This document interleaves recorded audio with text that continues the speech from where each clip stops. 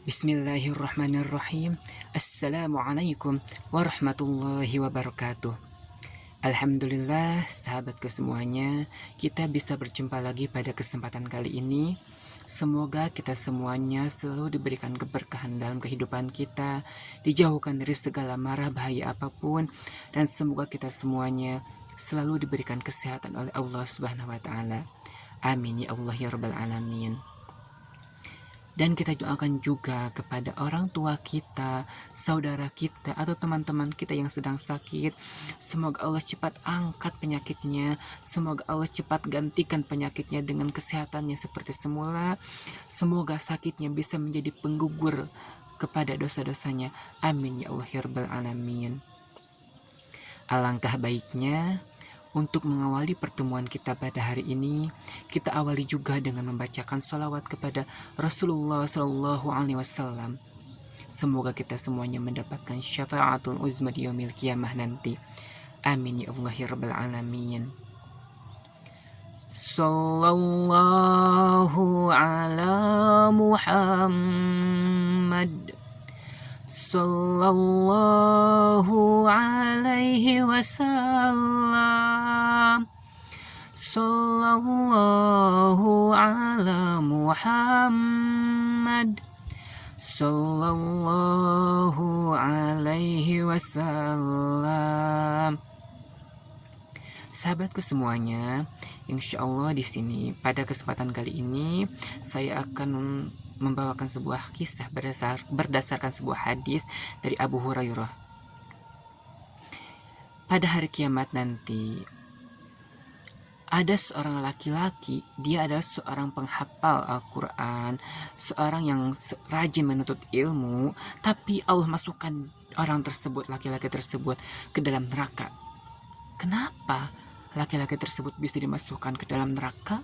Padahal laki-laki tersebut seorang yang sering menuntut ilmu, seseorang yang mengajarkan Al-Quran. Beginilah ceritanya. Ketika hari kiamat nanti, Allah akan mengumpulkan semua orang di hadapannya. Lalu Allah memanggil seorang laki-laki, dan Allah menghitung amal perbuatannya. Ketika amal laki-laki tersebut dihisab, ternyata memang betul laki-laki tersebut banyak amal kebaikannya karena dia seorang penuntut ilmu, seseorang yang mengajarkan Al-Quran. Lalu Allah bertanya kepada laki-laki tersebut, "Wahai hambaku, apakah yang telah engkau lakukan terhadap nikmat yang telah aku berikan kepadamu?" Lalu laki-laki tersebut menjawab, "Wahai Allah, wahai Tuhanku, aku telah mempergunakan nikmat yang telah Engkau berikan kepadaku, yaitu dengan menuntut ilmu, dengan mengajarkan Al-Quran, karena Allah, diniatkan karena Allah." Lalu Allah berfirman, "Bohong. Kamu memang betul seorang penuntut ilmu, kamu memang betul mengajarkan Al-Quran, tapi niatmu tidak lurus karena Allah. Niatmu mencari ilmu, menuntut ilmu, yaitu untuk dikatakan sebagai seorang alim oleh orang lain. Niatmu ketika kamu mengajarkan Al-Quran supaya kamu dikatakan seorang hafid atau seorang qari. Maka dari itu Allah memasukkannya ke dalam api neraka jahanam karena dia tidak lurus niatnya karena Allah.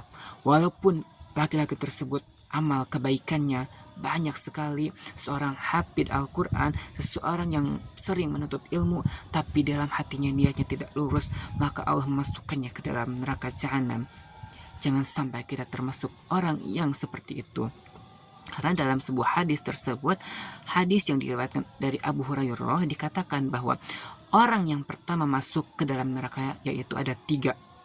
Yaitu yang pertama, orang yang mati syahid di jalan Allah, tapi dalam hatinya diniatkan supaya dia dikatakan oleh orang lain sebagai orang yang pemberani, sebagai orang yang gagah. Niatnya tidak lurus karena Allah, maka dia dimasukkan ke dalam neraka. Walaupun dia mati syahid di jalan Allah, tapi niatnya untuk dipandang gagah dan dipandang berani oleh orang lain, dan itu merusak amal kebaikannya. Yang kedua yaitu seseorang yang menuntut ilmu dan mengajarkan Al-Quran, tapi di dalam hatinya diniatkan supaya dia dikatakan sebagai seorang yang alim.